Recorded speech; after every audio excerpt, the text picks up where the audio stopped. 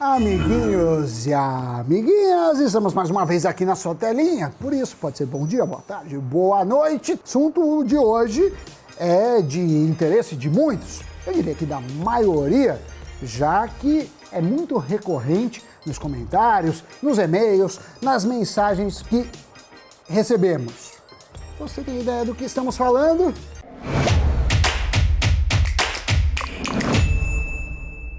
Para começar do começo, entre as moedas de países emergentes, o real é um dos que mais tem perdido valor frente ao dólar. Desde o início da pandemia, o dólar subiu cerca de 19% sobre o real. No mesmo período, uma cesta com 19 moedas de outros países subiu perto de 7%. Isso é o que aponta um cálculo feito pela Austin Rating. E mesmo se a gente considerar um período um pouco maior, desde 2018, por exemplo, para pegar um período pré-pandemia, a alta acumulada do dólar sobre o real foi de 41,2%, contra um avanço de 16% sobre a cesta destas mesmas moedas. E com isso fica a pergunta: até onde vai essa diferença contra a moeda americana? E a resposta é uma: é impossível prever. Sendo assim, o mais sensato é se proteger. E uma das formas é investindo em moedas mais fortes do que a nossa. E se vocês pensaram que a gente ia falar sobre como investir em dólar? Não, resposta errada. A ideia hoje é a gente ir muito além do dólar. Já pensou em investir em libra, iene, franco suíço e euro? É claro que para se expor a essas moedas, os fundos cambiais são uma forma regulada e de fácil acesso. Só que quando se fala em fundos cambiais, o que vem à mente é o dólar. Isso porque é uma moeda frequentemente usada como proteção, principalmente em períodos de instabilidade, além de ser utilizada como referência para a maioria destes fundos e aplicações relacionadas ao câmbio. No Brasil, por exemplo, dos 57 fundos cambiais disponíveis ao investidor pessoa física, 55 têm como benchmark a moeda norte-americana. Entre esses, a rentabilidade média foi de 8,26% no acumulado do ano, segundo a Anbima. Em paralelo, o dólar teve uma rentabilidade na casa dos 8,5% no mesmo período.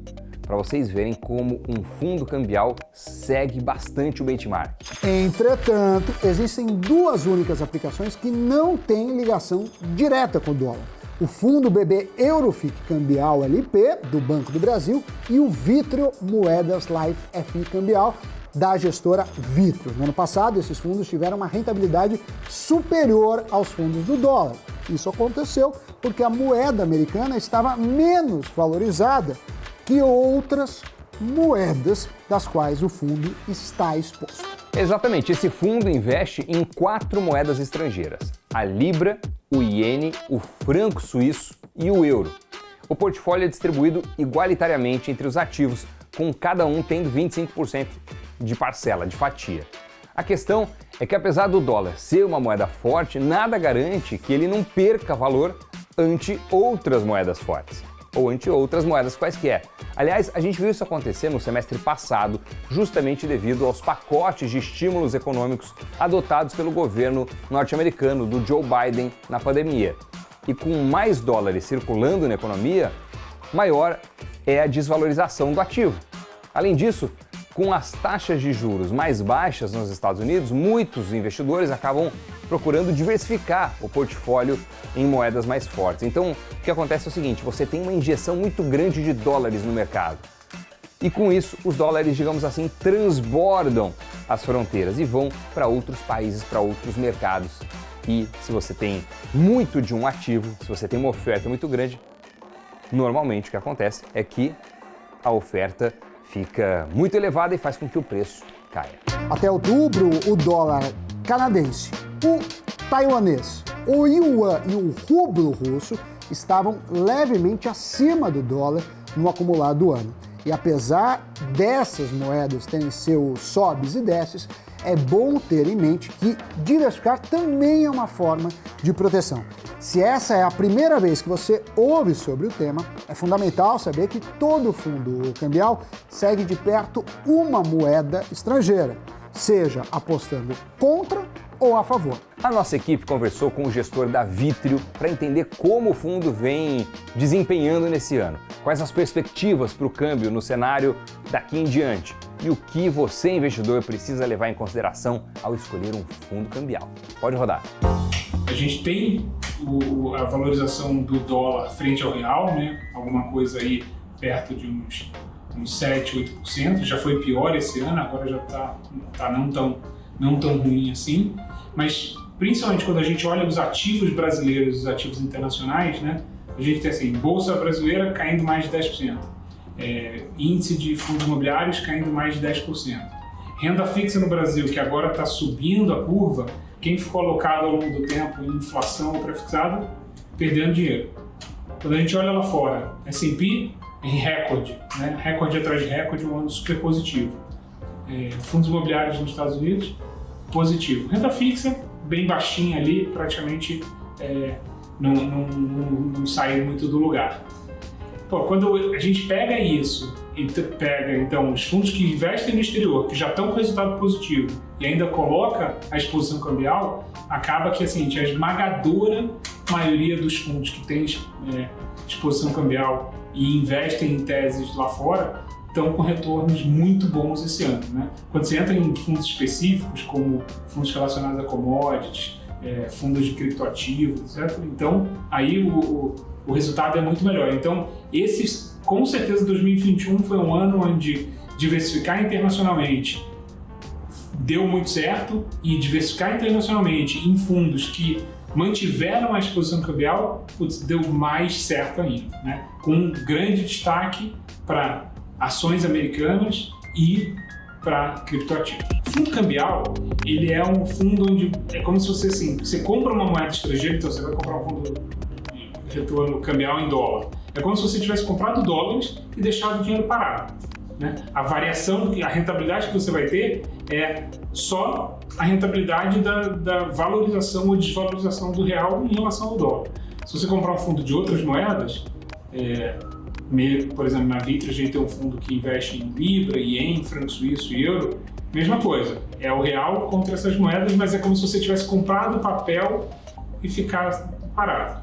Quando você compra um fundo que investe em algum tipo de ativo e tem a exposição cambial, é como se você tivesse comprado dólares e comprado bolsa americana, comprado dólares e comprado renda fixa americana, comprado dólares e comprado criptomoedas, por exemplo. Então você tem como se você tivesse duas camadas de retorno possível, né?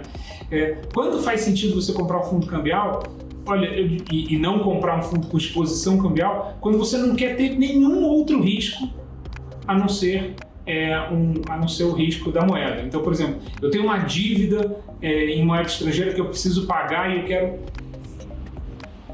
não quero correr nenhum outro risco com aquilo. Ou eu tenho algum compromisso que eu tenho com alguma moeda, em outra moeda, e eu vou fazer aquilo. Aí eu acho que faz sentido, né? Porque, vamos lá, você poderia ter uma situação onde você investiu num fundo de ações americano, onde o real se desvalorizou em relação ao dólar, então a exposição cambial deu um resultado positivo, mas as ações americanas desvalorizaram. Aí você teria, o resultado do fundo poderia ser até negativo, mesmo que o dólar tenha se valorizado em relação ao real. Então, nesse caso, teria sido melhor só comprar um fundo cambial.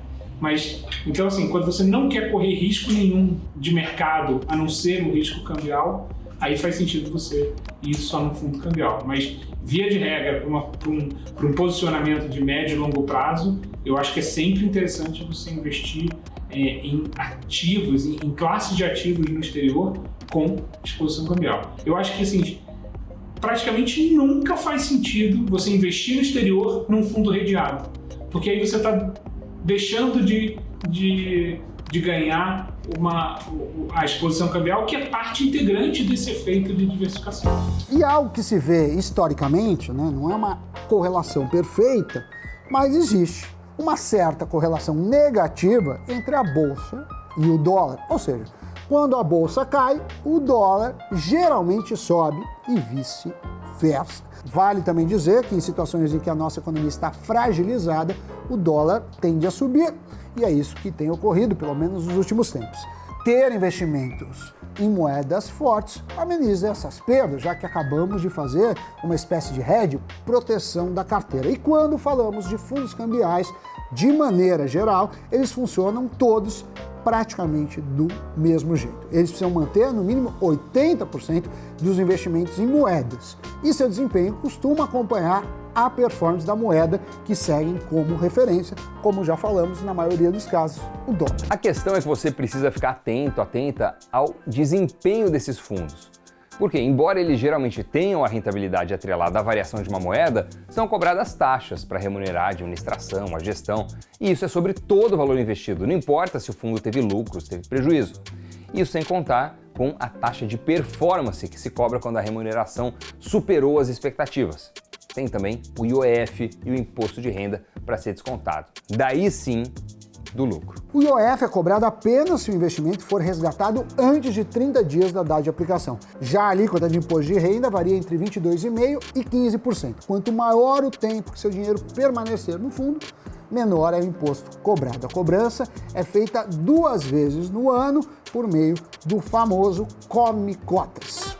Bom, conta pra gente aí se você já investe em fundos cambiais, se você já teve essa experiência, ou então se você investe em outras moedas, se investe em dólar, mas também em, não sei, euro, alguma outra. Conta aí pra gente, porque o dólar, claro, é uma moeda forte, uma moeda atrelada à principal economia do planeta, teve um desempenho muito superior ao real nesse ano. É interessante ter no portfólio para diversificar risco, para ter um risco que não seja só atrelado à fronteira do Brasil, mas pode ser interessante ter outras moedas também, estar exposta a outros ativos, não só ao dólar.